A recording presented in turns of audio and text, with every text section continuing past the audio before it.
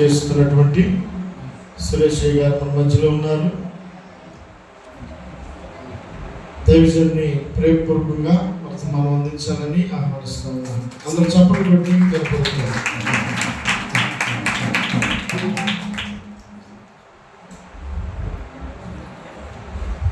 Praise the Lord. హల్లెలూయా.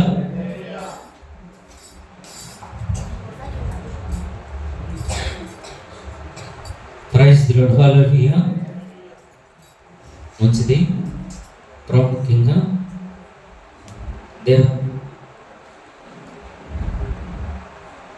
ఈరోజు వర్తమానం అందించడానికి అవకాశం ఇచ్చినందుకు ప్రాముఖ్యంగా దేవదేవునికి హృదయపూర్వక వందనాలు తెలియజేసుకుంటున్నాను. రూబెన్ మినిస్ట్రీస్ డైరెక్టర్ గారైన డేవిడ్ పల్లయ్య గారికి, వారి కుటుంబానికి ప్రభు పేరిట హృదయపూర్వక వందనాలు తెలియజేస్తున్నాను. అదేవిధంగా రూబెన్ మినిస్ట్రీస్ యొక్క ప్రెసిడెంట్ అయ్య గారు కూడా హృదయపూర్వక వందనాలు తెలియజేసుకుంటున్నాను. అదేవిధంగా వైస్ ప్రెసిడెంట్ గారైన తిమ్మతి గారికి కూడా హృదయపూర్వక వందనాలు. స్థానిక సంఘ కాపరి సునీతమ్మ గారికి కూడా ఈ సమయంలో హృదయపూర్వక వందనాలు తెలియజేసుకుంటున్నాను. తోటి దైవ సేవకులు వారికి కూడా హృదయపూర్వక వందనాలు తెలియజేసుకుంటున్నాను. మంచిది. వాక్య ధ్యానంలోకి వెళ్దాం. నిన్న ప్రకటించిన రీతిగానే అతి తక్కువగా త్వరగా మనం యొక్క కూడికను ముగించుకున్నాం. అయితే గత రాత్రి ఇద్దరు దైవ వర్తమానకులు నిలబడి చక్కని వర్తమానాన్ని మనకు అందించారు. మొదటిగా రవీంద్ర పాస్టర్ గారు, తర్వాత చిన్నబాబు గారు మనకు అందించారు. పాస్టర్ చిన్నబాబు గారు చెప్పిన వాక్య భాగాన్ని కూడా నేను కంటిన్యూ చేస్తూ కొన్ని మాటలు తీసుకొని నా యొక్క వర్తమానాన్ని నేను ముందుకు వెళ్తాను. రాత్రి నాకు తెలిసి ఇక్కడ ఉన్న వాళ్ళందరూ కూడా ఉన్నారు. వారు ఏ వాక్యం చెప్పారో ఒకసారి మీరు ఏమన్నా చెప్పగలరా? ఎవరైనా ఒక్క మాట చెప్పాలా గట్టిగా? లెక్క అప్పు చెప్పాలి. రైట్, మంచిది. లెక్క అప్పు చెప్పాలి దేవునికి. మనం ప్రతి ఒక్కరం కూడా ఇక్కడ ఏదో తెల్లగొట్టలు వేసుకున్న వీళ్ళు మాత్రమే చెప్పాలనుకుంటే పొరపాటు. కూర్చున్న మీరు కూడా లెక్క అప్పు చెప్పాలి. అంతేకాదు అతిశయము, గర్వము గురించి కూడా మాట్లాడడం మనం చూసాము. నిన్నటి దినమున గర్విస్తే ఏ విధంగా ఉంటారు, వ్యక్తిగతంగా గర్విస్తే ఏ విధంగా ఉంటారనే విషయాన్ని కూడా మనం చూసాం. అయితే నేను కొన్ని మాటలు వారి యొక్క లేఖన భాగం నుంచి కొన్ని మాటలు కూడా నేను తీసుకొని నా యొక్క వర్తమానాన్ని నేను కంటిన్యూ చేస్తాను. దానియేలు గ్రంథం నుంచి ఒక మాట తీసుకున్నాం. దానియేలు గ్రంథము 4వ అధ్యాయము 29, 30, 31 వచనాలు మనం చూద్దాం. దానియేలు గ్రంథము 4వ అధ్యాయము 29 నుంచి కొన్ని విషయాలు చదువుతాం.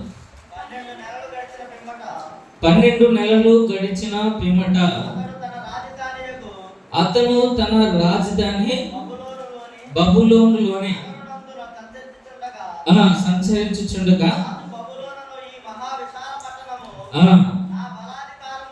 నా బల అధికారమును, నా ప్రభావ ఘనతను కనపరుచుటకై నా రాజధాని నగరముగా నేను కట్టించున్నది కాదా అని తనలో తాను అనుకునేను.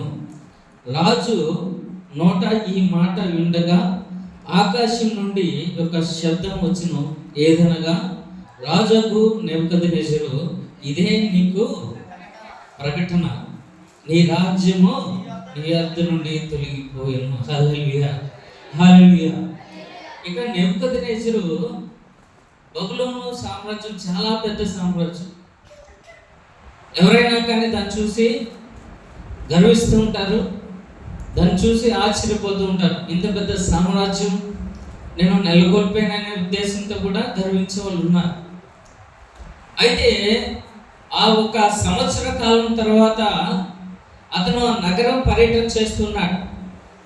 నెబుకద్నెజరు నగర పర్యటన చేసుకుంటూ వచ్చి అక్కడున్న కోటను చూసి, లేదా అక్కడున్న పట్టణంను చూసి, ఇది నేను కాదా కట్టించింది, నా బల అధికారం కదా ఇది నిర్మించింది అని చెప్పేసి తనలో తాను చాలా అతిశయపడుతున్నాడు. నేను అనే మాట అక్కడ మనం చూస్తూ ఉంటాం. మనం కూడా ఒకసారి నేనే అది చేశాను, నేను మాత్రమే అది చేయగలను అంటే అది ఖచ్చితంగా అది గర్వానికి సంబంధించిన మాట. నేను మాత్రమే ఇది చేయగలను, ఇంకెవరు కూడా చేయలేరు. అయితే నెబుకద్నెజరు కూడా ఏమన్నాడంటే, ఇది నా బల అతిశయము, నా బల అధికారము, నా అతిశయం కాదా, ఇంత సుందరమైన పట్టణాన్ని నేను నిర్మించాను అన్నప్పుడు దేవుని యొక్క శబ్దము ఆకాశం నుంచి దిగి వచ్చి, నెబుకద్నెజరు నీ యొక్క అధికారం నేను తీసివేస్తాను. హల్లెలూయా. అంత మాత్రమే కాదు, బెల్తెషాజరు కూడా ఒక మాట తెలియజేశాడు. అదే గ్రంథంలో నుంచి 5వ అధ్యాయము 24 నుంచి కొన్ని విషయాలు మనం చూద్దాం. దానియేలు గ్రంథము 5వ అధ్యాయము, కావున ఆయన ఎదుట నుండి ఈ వ్రాతను రాసెను, రాజా శాసనం ఏదనగా మేనే మేనే టెకెల్ ఉపాసన. ఈ వాక్య భాగం ఏమనగా వినే అనగా దేవుడు నీ ప్రభుత్వ విషయంలో లెక్క చూచి దానిని ముగించెను. టెకెల్ అనగా ఆయన నిన్ను త్రాసులో తూచగా నీవు తక్కువగా కనబడితివి. పెనేష్ అనగా నీ రాజ్యము నీ యొద్ద నుండి విభాగింపబడి మాదీయులకును పార్సీయులకును ఇయ్యబడెను. హల్లెలూయా, హల్లెలూయా. ఇక్కడ చూసినట్లయితే అక్కడ బెల్తెషాజరు ఏం చేస్తున్నాడంటే, తను విందు ఏర్పాటు చేశాడు.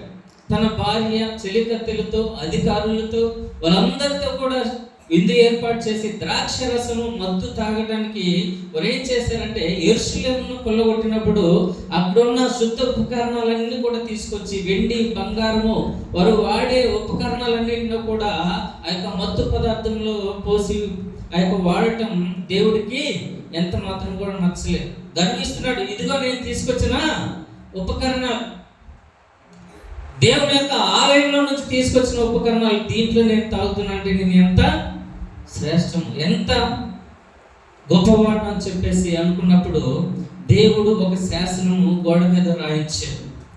అప్పుడు అన్నాడు, ఏమని చెప్పాడంటే, ఇదిగో నీ దగ్గర నుంచి నీ త్రాసులో నిన్ను తక్కువగా చూపిస్తాను, నీ దగ్గర నుంచి తీసివేసి మాదీయులకును పార్సీయులకును నీ యొక్క రాజ్యాన్ని అప్పగిస్తానని చెప్పేసి దేవుడు తెలియజేశాడు. హల్లెలూయా. అయితే బైబిల్లో అనేక విషయాలు గర్వించి కోల్పోయిన విషయాలు అనేకం మనం చూస్తూ ఉంటాం. నేను ధనవంతుడి గురించి కూడా ఒక మాట తెలియజేశాడు. ఇదిగో సమస్తమును సంపాదించుకొని నా ప్రాణమా తినుము త్రాగుము సుఖించుము. సంపాదించాడు, తన తరములకు కావాల్సినంత కూడా సంపాదించి తన ప్రాణంతో చెప్పుకుంటున్నాడు, నీకు ఇంకా భయమేమి లేదు, నీకు ఏ కొరత లేదు, నీవు చక్కగా త్రాగి తిని సుఖించు.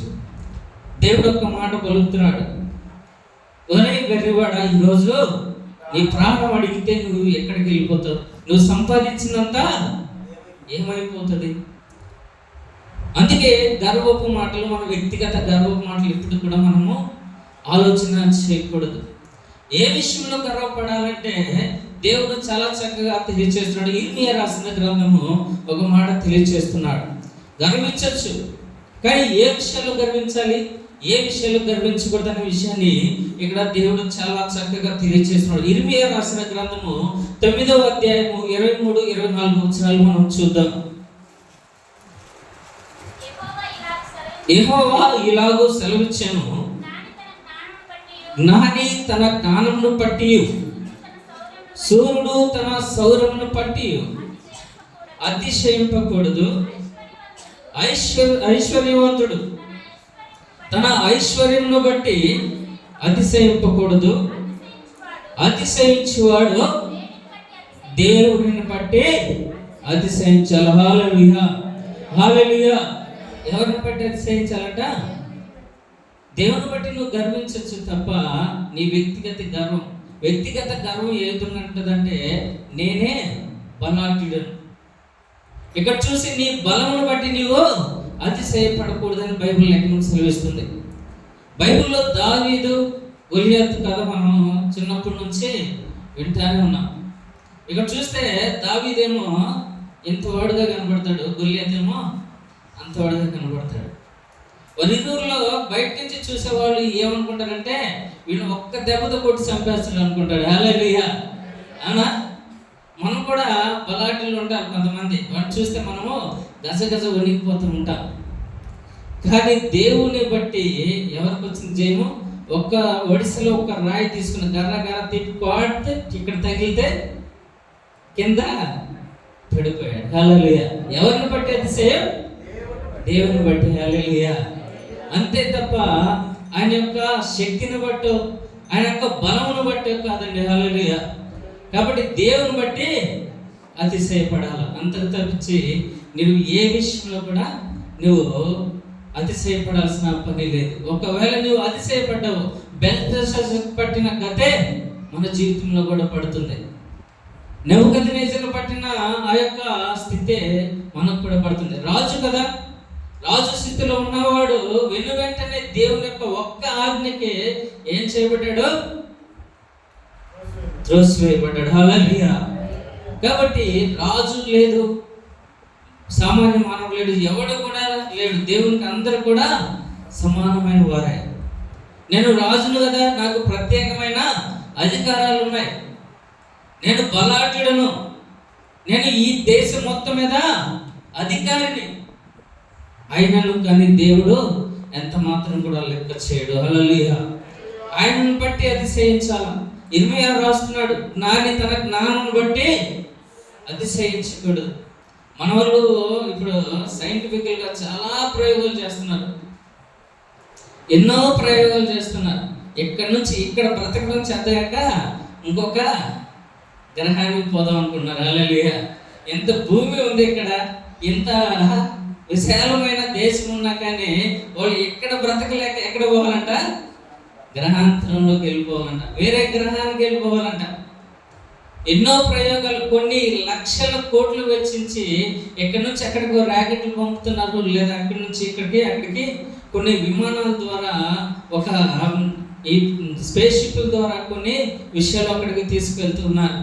కానీ చివరికి తెలిసిన విషయం ఏంటంటే వారికి భూమి తప్ప మరి జీవించడానికి యోగ్యమైన ప్రదేశం మరి ఎక్కడా కూడా లేదు. హల్లెలూయా. నీ జ్ఞానం ఎక్కడికి పోయింది? ఇంత జ్ఞానం సంపాదించావు, నువ్వు అనేకమైన విషయాలు నువ్వు జ్ఞానం అనుకుంటున్నావేమో, కానీ నీ జ్ఞానం ఎంత మాత్రం కూడా కానీ కాదు. హల్లెలూయా. నీ జ్ఞానం దేవుని దృష్టిలో ఏమంటా? వెర్రితనం. వెర్రోడు ఎట్లా ఉంటాడు తెలుసా?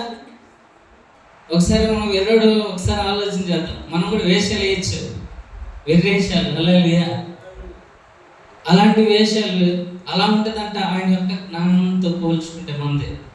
మన జ్ఞానం ఆయన దృష్టికి వెర్రితనం. అంతే తప్ప నీ జ్ఞానం బట్టి నువ్వు అతిశయించాల్సిన పని లేదు. పోనీ ఇంత జ్ఞానం సంపాదించావు, నీ ప్రాణాన్ని ఏమైనా కాపాడగలుగుతుందా జ్ఞానం? ఎంత మాత్రం కూడా కాపాడలేదు. నీ ప్రాణాన్ని కాపాడగలిగిన ఏకైక సమర్థుడు మన ప్రభు అయిన యేసు ప్రభు. హల్లెలూయా.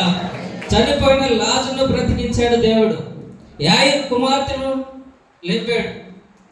కాబట్టి ప్రాణాన్ని పోగొట్టిన దాన్ని తిరిగి తీసుకురాగల సమర్థుడు మన ప్రభు అయిన యేసుక్రీస్తు ప్రభు. అందును బట్టి నువ్వు అతిశయించాలి, కానీ నీ జ్ఞానం బట్టి ఎంత మాత్రం కూడా నువ్వు అతిశయించాల్సిన పని లేదు.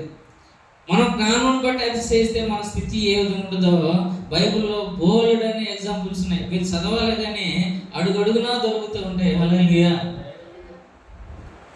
జ్ఞానం. ఫరో యొక్క ఇశ్రాయేల్ జనాంగాన్ని మోషే నడిపిస్తున్నప్పుడు వెంటబడుతున్నప్పుడు దేవుడు ఏం చేయగలిగాడు? ఆ యొక్క ఎర్ర సముద్రమును 2 పాయలుగా చీల్చి ఆరిన నేలను నడిపించగలిగాడు. హల్లెలూయా. ఆయన శౌర్యం ఏమన్నా నడిపించగలిగిందా? ఫరో శౌర్యం. ఆయన యొక్క బలం ఏమన్నా నడిపించగలిగిందా? ఎవరు నడిపించగలిగారు? మన ప్రభు అయిన యేసుక్రీస్తు ప్రభు. హల్లెలూయా. అంతేకాదు కానీ ఆరిన నేల మీద నడిపించాడంట దేవుడు. ఒక ఆవిడంట, అదేం చిన్న కాలువ ఉంటుందిలే, దాటిపోయి ఉంటాను అనుకున్నాంట. హల్లెలూయా. ఆవిడ అన్నంట చాలా తెలివిగా, ఫరో సైన్యం మొత్తాన్ని కూడా ఆ యొక్క చిన్న కాలంలో ముంచేసినందుకు దేవునికి స్తోత్రం. హల్లెలూయా. ఏదంట, వక్రీకరించడానికి, బైబిల్ వక్రీకరించడానికి చాలా విషయాలు చాలా మంది వక్రీకరించి మాట్లాడతారు. వాళ్ళు చిన్న కాలంలో దాటిపోయారులే, ఎర్ర సముద్రం 2 పాయలుగా ఎట్లయితుంది, అసలు సాధ్యమేనా అని ఎవరు అంటే ఒక ముసలావిడ అందంట. ముసలావిడ, మా ప్రభు చాలా గొప్పవాడు, ఆ కాలంలోని ఫరో సైన్యం మొత్తాన్ని కూడా ముంచాడంట. హల్లెలూయా. ఎంతకాలం రథాలు ఎట్లుంటాయి, చాలా పెద్దగా ఉంటాయి. దేవునికి స్తోత్రం. హల్లెలూయా. నీ అతిశయము ఎంత మాత్రం కూడా పనికిరాదు. దేవుని బట్టి నీవు అతిశయించినట్లయితే దేవుడు ఖచ్చితంగా మనల్ని హెచ్చించి తీర్తాడు. హల్లెలూయా. ఇక నేను ఒక మాట తెలియజేస్తాను. అదే దానియేలు గ్రంథం నుంచి నేను ఒక విషయాన్ని మీకు తెలియజేస్తాను, గమనించండి. దానియేలు గ్రంథము 3వ అధ్యాయము 4 నుంచి 6 వచనాలు మనం చదువుకుందామండి. చదవండి. జనులారా, దేశస్థులారా, ఆయా భాషలు మాట్లాడువారులారా, మీకు ఆజ్ఞ ఇచ్చుచున్నాను.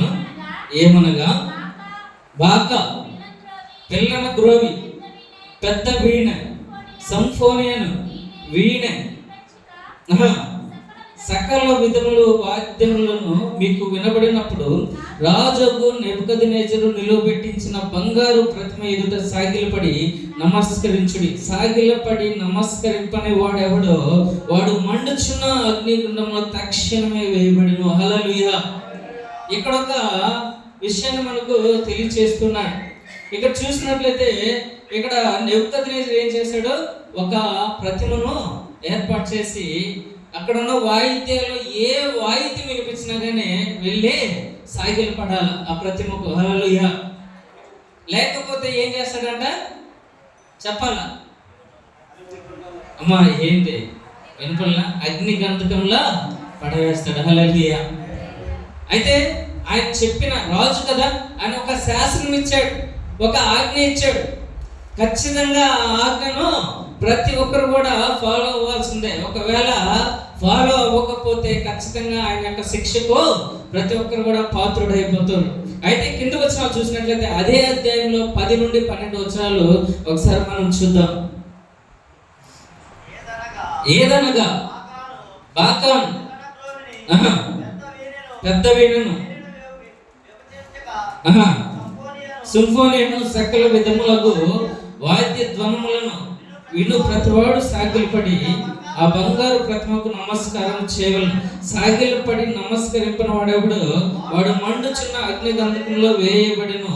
రాజు తాను షడ్రక్, మెషక్, అబేద్నెగో అను 3 యూదులను బబులోను దేశంలో రాజ్య కార్యములకు విచారించుటకు నియమించితిరి. ఆ మనుషులు తమ ఆజ్ఞను లక్ష్య పెట్టలేదు, తమరి దేవతలను పూజించుటలేదు, తమను పెట్టించిన బంగారు ప్రతిమను నమస్కరించుటే లేదు అని చెప్పేసి అక్కడ ఉన్నవారందరూ కూడా సాక్ష్యం పలుకుతున్నారు. నిజమే, వారు ఎవరు కూడా యూదులైన వారు ఎవరికి కూడా నమస్కారం చేయరు. వారు రాజు అయినా లేకపోతే ఇంకొకరైనా ఎవడైనా కానీ నమస్కారం చేయరు. వాళ్ళు సాగే ఎంత మాత్రం కూడా పడరని చెప్పేసి మనం యూదుల చరిత్రలో మనం చూసుకోగలుగుతూ ఉంటాం.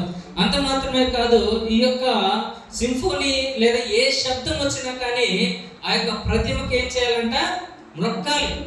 మ్రొక్కకపోతే తీసుకెళ్లి అగ్ని గంధకంలో పడవేస్తారని చెప్పేసి యొక్క లేఖనం తెలియజేస్తుంది. అయితే 15వ వచనము ఒకసారి చదువుతాం, నేను చదువుతాను, మీరు గమనించండి. బాకా, ప్రిల్లన్ గోవి, పెద్ద వీణను, సింఫోనీలను, వింపచికను, సకల విధములకు వాయిద్య ధ్వనులను మీరు విన్న సమయంలో సాగిలపడి నేను చేయించిన ప్రతిమకు నమస్కరించడానికి సిద్ధంగా ఉండిన ఎడల సరే, మీరు నమస్కరింపని ఎడల తక్షణమే మండుచున్న వేడిము గల అగ్ని గుండంలో మీరు వేయబడుదురు. నా చేతిలో నుండి మిమ్మల్ని విడిపించగల దేవుడు ఎక్కడున్నాడు? హల్లెలూయా. ఇక్కడ ఏమంటున్నాడు నెబుకద్నెజరు? మిమ్మల్ని కాపాడేవాడు ఎక్కడున్నాడు? నేను ఇక్కడ రాజుని, సర్వ అధికారంలో నాకు కలవు, కానీ నిన్ను కాపాడే దేవుడు ఎక్కడున్నాడు? అతిశయం, గర్వం. నీ దేవుడు ఎక్కడున్నాడో నాకు చూపించు. అయితే కింద ఒక అద్భుతమైన మాట వ్రాస్తున్నారు, చూడండి. 16వ వచనం. షద్రకు మిషకు అబేద్నెగోయు రాజుతో ఇలాగూ చెప్పిరి.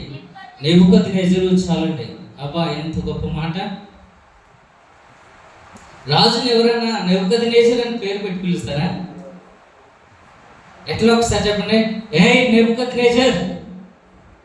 ఇదే సౌండ్ వచ్చి ఉండొచ్చు. హల్లెలూయా. నెబుకద్నెజర్ ఒక్క మాట కూడా ఏమాత్రం కూడా తొసగకుండా షడ్రక్, మిషక్, అబేద్నెగో వాళ్ళ ముగ్గురు కూడా రాజు స్థానంలో ఉన్న వారిని కూడా ఏమని సంబోధించారు? నెబుకద్నెజర్. ఎంత చక్కని మాట. అతిశయం. ఎవరిని బట్టి? దేవుని బట్టి. హల్లెలూయా. దేవుని బట్టి. నెబుకద్నెజర్ ఒక రాజును సైతము పేరు పెట్టి పిలువ. ఆ పేరు వింటేనే మరుక్షణమే నెబుకద్నెజర్ నరాల నుంచి ఎక్కడ లేని కోపం అంతా కూడా వచ్చి ఉండొచ్చు. హల్లెలూయా. చాలా చక్కగా సెలవిస్తాడు. ఒక గర్వపు మాటలు, హుందాతనం.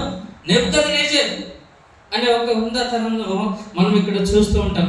తర్వాత వచనం కూడా మనం చదువుదాం, చూడండి. అదే కంటిన్యూ చేయండి.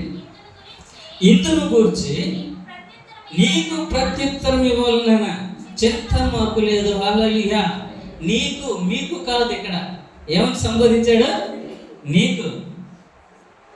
అబ్బబ్బబ్బ, రాజుగా అక్కడున్న రాజు కాబట్టి ఊరుకున్నాను. కానీ పెద్దలు మనం ఇక్కడున్న నీకు నీకు అంటే సాచి చంపకేసి కొడతాడు మా పెద్ద ఆయన. హల్లెలూయా. గౌరవం. మా పెద్ద ఆయన సాచి చంపకేసి కొడతాడు. నీకు ఇచ్చిన గౌరవం ఎదురా, నీవు చెప్పే గౌరవం ఎదురా అని.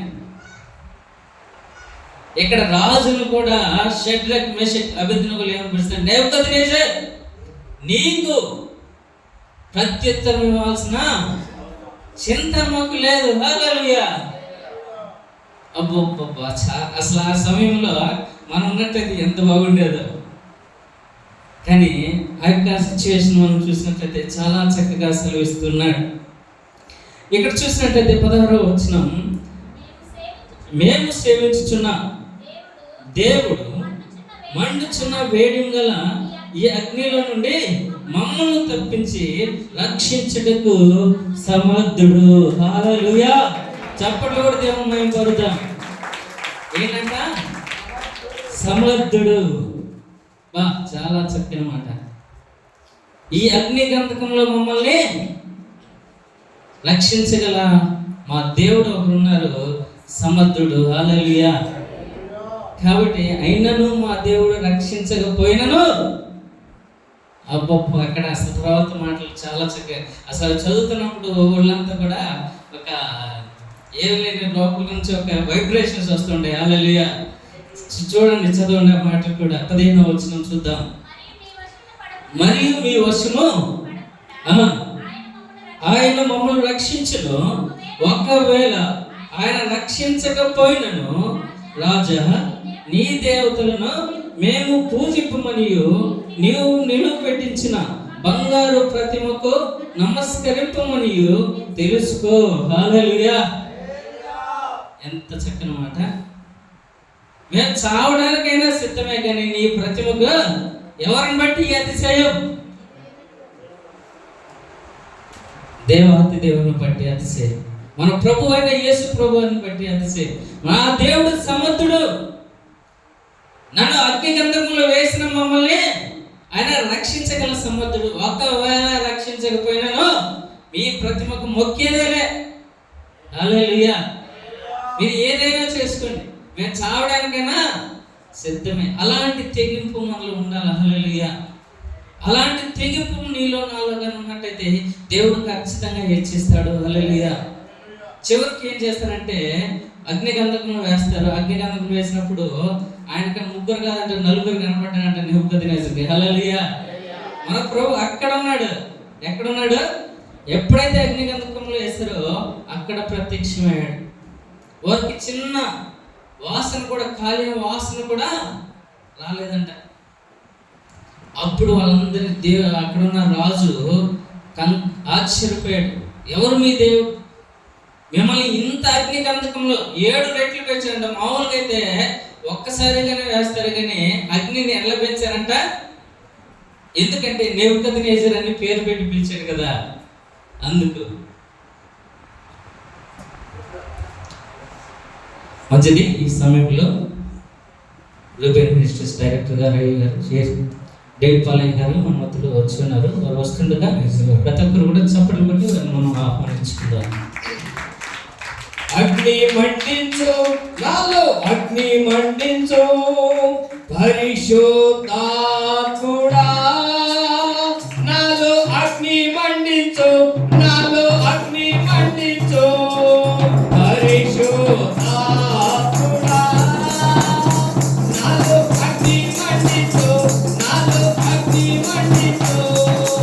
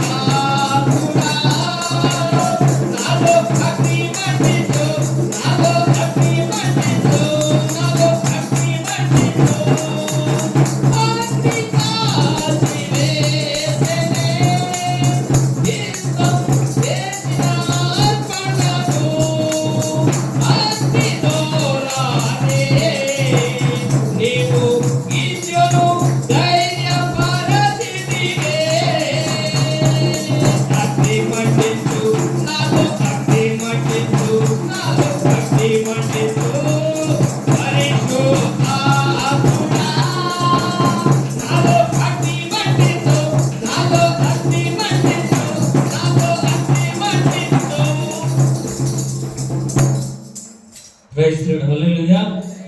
మంచిది. ఈ సమయంలో మన మధ్యలో ప్రశాంతమ్మ గారు కూడా ఉన్నారు. వారు కూడా వేదిక మీదకి రావాల్సిందిగా ప్రేమపూర్వకంగా ఆహ్వానిస్తున్నాం. వస్తుండగా ప్రతి ఒక్కరు కూడా ప్రేమపూర్వకంగా ఆహ్వానిస్తున్నాం.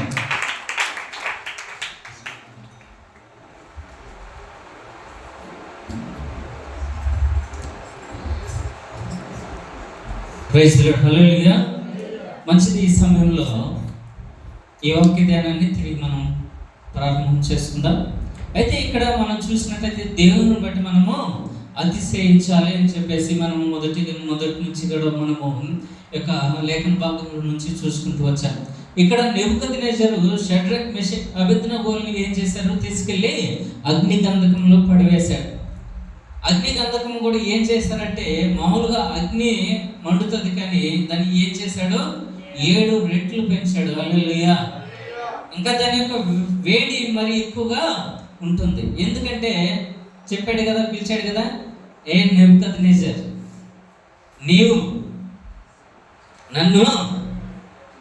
నేను నీ ప్రతిమకు నీకు ప్రత్యుత్తరం ఇవ్వాల్సిన అవసరం నాకు చింత లేదు. నువ్వు ఏం చేసుకుంటావో చేసుకున్నప్పుడు ఎక్కడో లోపల కాలు ఉంటుంది. అందుకే ఈ కాలుని ఏం చేశాడు?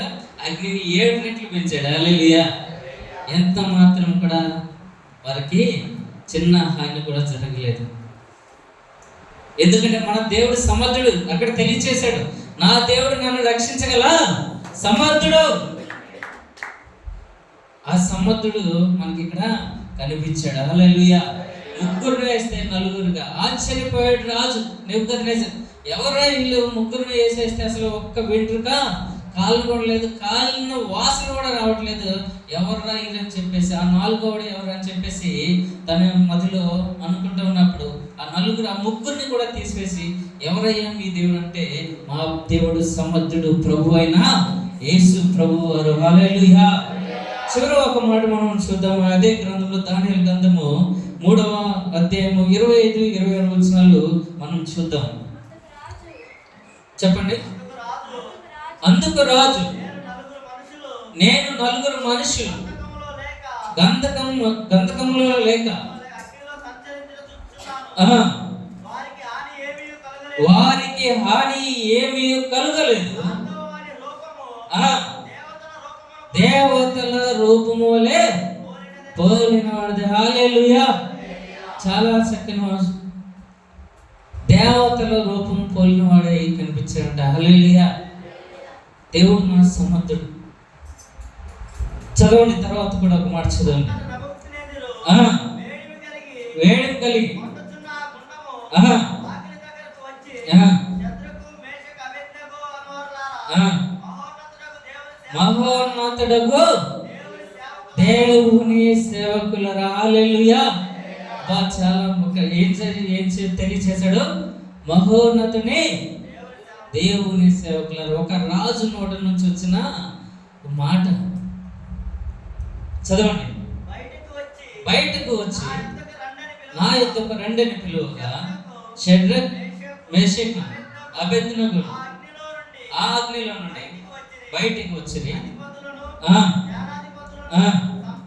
చాలండి. చివరిగా వాటిని ఏం చేశారంటే, చివరి వచ్చిన మీరు చదవండి ఏమనంటే, వాళ్ళందరినీ కూడా ఏం చేశాడు? హెచ్చించి రాజ్యంలో ఉన్నతమైన పదవిలో వాళ్ళని కూర్చోబెట్టాడంట. హల్లెలూయా. మన దేవుని యందు అతిశయపడితే ఉన్నతమైన పదవే తప్ప ఎంత మాత్రం కూడా తగ్గించే స్వభావం కాదు. హల్లెలూయా. నీవు కానీ అతిశయపడ్డావో నీ ఉన్నతమైన స్థానాన్ని విడిచిపెట్టి కిందకి పడాల్సిందే. కానీ దేవుని యందు నువ్వు అతిశయిస్తే కింద నుండి నువ్వు ఉన్నతమైన స్థానానికి వెళ్ళిపోతావు. హల్లెలూయా. దానియేలు కూడా అదే చేశాడు. దానియేలు కూడా ఏం చేశాడు? ఎప్పుడు కూడా ప్రార్థన చేస్తుండేవాడు. కుయుక్తితో దానియేలుని ఏం చేశాడు? ఇబ్బంది పెట్టాలని, సింహపు గుహలో పడేయాలని చూసినప్పుడు దేవుడు ఏం చేశాడు? వాటి నోటికి ఏమాత్రం హాని చేయకుండా సింహములకు ఆజ్ఞ ఇచ్చాడు. హల్లెలూయా. ఎక్కడ ఉండాల్సిన దానియేలు ఇప్పుడు ఏ స్థితిలో ఉన్నాడు? ఉన్నతమైన స్థితిలో ఉన్నాడు. ఎవరిని బట్టి అతిశయం అంటే మన ప్రభు అయిన యేసు ప్రభువుని బట్టి అతిశయమే తప్ప మరి ఏది కూడా కానే కాదు. నిన్ను బట్టి నువ్వు కానీ అతిశయించినట్లయితే నువ్వు ఖచ్చితంగా నువ్వు కింద స్థితికి దిగజారిపోతుంటావు. హల్లెలూయా. ఇందాక మనం తెలియచేసినట్లుగానే నెబుకద్నెజరు తన బలాతిశయమును బట్టి తను కట్టించిన నగరం కొరకు ఆయన ఎంతో అతిశయపడి తెలియచేసినప్పుడు దేవుడు వాక్యం అతనికి ప్రత్యక్షమై, నెబుకద్నెజర్, ఇదిగో నిన్ను నీ యొక్క అధికారము తీసివేస్తాను. హల్లెలూయా. కానీ దేవుని ఎంత అతిశయిస్తే కింద నుంచి దేవుడు మనల్ని ఉన్నతమైన స్థితికి హెచ్చిస్తాడని చెప్పేసి బైబిల్ లేఖనం సెలవిస్తుంది. హల్లెలూయా. ఒక మాట తెలియచేసి నేను ముగిస్తాను. కీర్తనల గ్రంథం నుంచి 20వ కీర్తన 7 నుంచి 9 వచనాలు చదివి నేను ముగిస్తానండి. కొందరు రథములు బట్టి, కొందరు గుర్రములను బట్టి అతిశయపడతారు. మనమైతే మన దేవుని బట్టి, యెహోవా నామం బట్టి అతిశయపడతాము. చాలండి. హల్లెలూయా. కొంతమంది తన బలమును, తన యొక్క బలగమును బట్టి, గుర్రమును బట్టి, ఆస్తిని బట్టి, రాజ్యమును బట్టి అతిశయిస్తారు. కానీ నిజమైన దేవుని సేవకులైతే ఏం చేస్తారంట? మన ప్రభువుని బట్టి అతిశయిస్తాం. షడ్రక్, మెషక్, అబేద్నెగోలు కూడా ఏం చేస్తారంటే ప్రభువుని బట్టి రాజును కూడా లెక్క చేయలేదు. హల్లెలూయా. ఆ దెబ్బతో వాడు అగ్ని గంధకంలో కనబడిన వెంటనే తీసేసిన తర్వాత ఆయన కోపం మొత్తం కూడా చల్లబోయి ఏం చేశాడంటే చివరి ఒక మాట చదివి నేను ముగిస్తాను. దానియేలు గ్రంథము 3వ అధ్యాయము 29-30 వచనాలు చదివి నేను ముగిస్తానండి. కాగా నేను ఒక శాసనమును నియమించితిని. ఏదనగా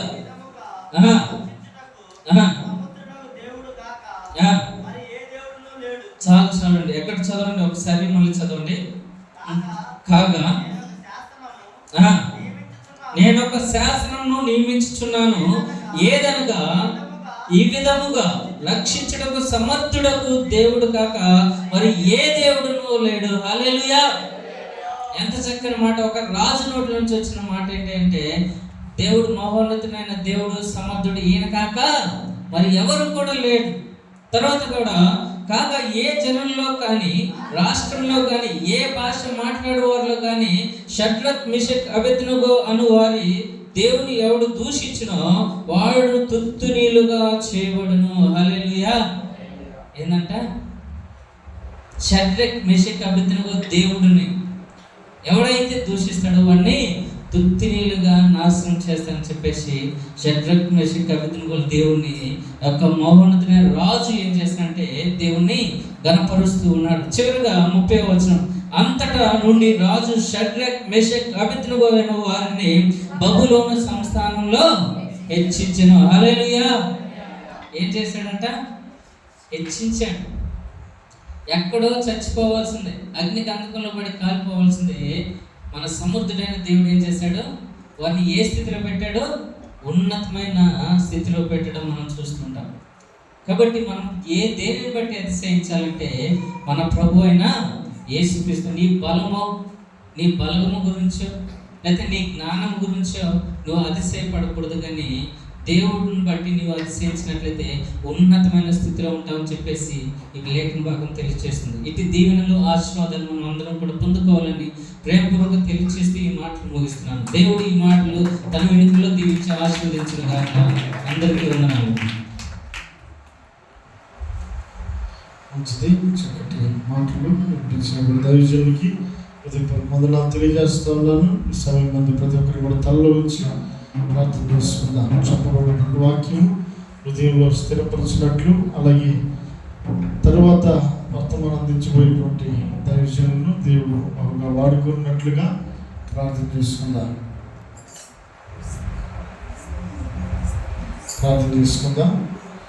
ప్రియులు జగన్ పాస్టర్ వచ్చి ప్రార్థన చేస్తారు.